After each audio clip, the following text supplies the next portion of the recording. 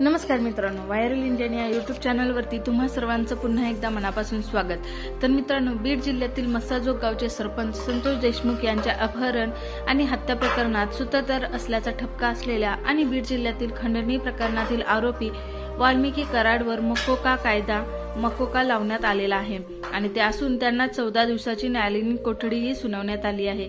आणि या प्रकरणापासूनच मकोका ऍक्ट हा खूपच जास्त आता चर्चेमध्ये आहे। तर नक्की मकोका ऍक्ट हा आहे काय याचा व्हिडिओ ऑलरेडी चॅनलवरती अपलोड आहे, तो प्लीज नक्की बघा।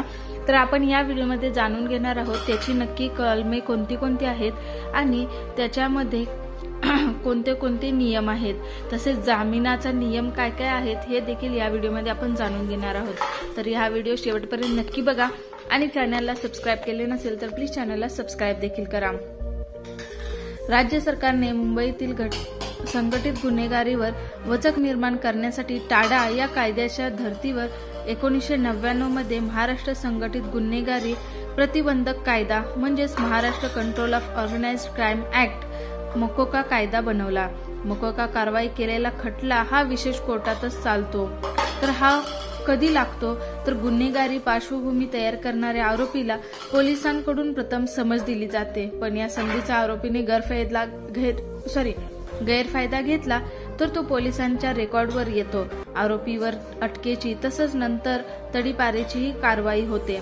अशा आरोपींना अटक केली जाते, तरी सुद्धा आरोपीमध्ये सुधारणा न झाल्यास त्यावर तडीपारीची कारवाई देखील केली जाते। यानंतरही आरोपीमध्ये जर सुधारणा होत नसेल अशा वेळी पोलिसांना मकोका अंतर्गत कारवाई करण्याचा अधिकार देण्यात आला आहे। हप्ता वसुली, खंडणीसाठी अपहार, सुपारी देणे, खून, खंडणी, अंमली पदार्थाची तस्करी करणे यासारख्या संघटित गुन्हे करणाऱ्या टोळ्यांवर मकोका कायदा लावला जातो।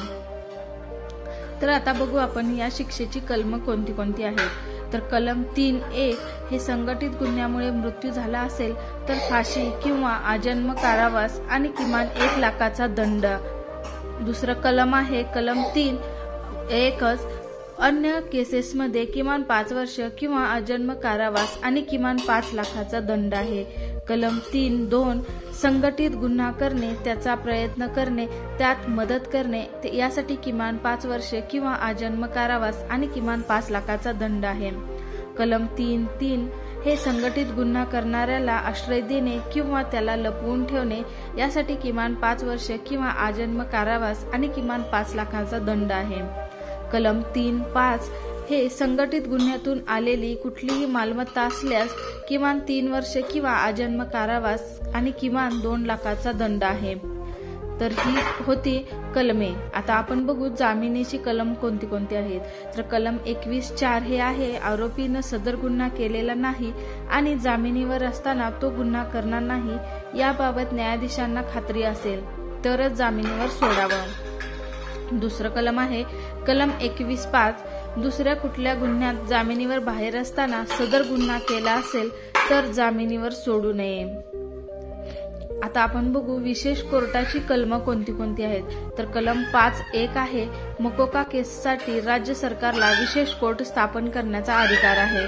कलम 5(3) आहे मुंबई हायकोर्टाच्या मुख्य न्यायमूर्तीशी सल्लासंमत करून विशेष कोर्टातील न्यायाधीशांची नियुक्ती राज्य सरकार करेल।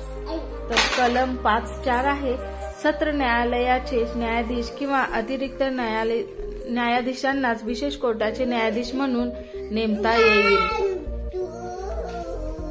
तर मित्रांनो, ही होती मकोका कायदा ऍक्ट बद्दलचे नियम आणि